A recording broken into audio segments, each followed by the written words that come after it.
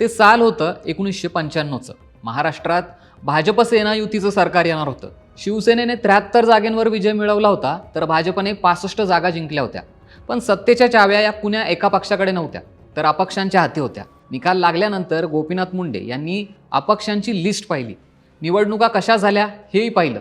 त्यानंतर गोपीनाथ मुंडे यांनी यातलंच एक नाव हेरलं. ते होतं शिवाजीराव कर्डिले यांचं. तातडीने गोपीनाथ मुंडे यांनी शिवाजी कर्डिले यांना फोन केला. फोनवरून गोपीनाथ मुंडे म्हणाले, शिवाजीराव, मला राज्यात उपमुख्यमंत्री व्हायचंय. तुम्हाला सेना भाजप युतीला पाठिंबा द्यावा लागेल. तो गोपीनाथ मुंडे यांचा शिवाजी कर्डिले यांना पहिला फोन होता.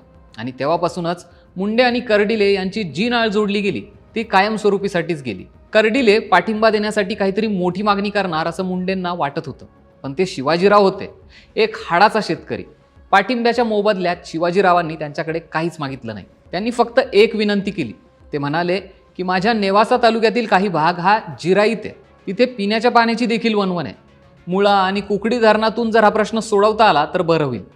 नंतर गोपीनाथ मुंडे यांनी शब्द दिल्याप्रमाणे त्यांच्या कार्यकाळात तो प्रश्न कायमचा मिटवला.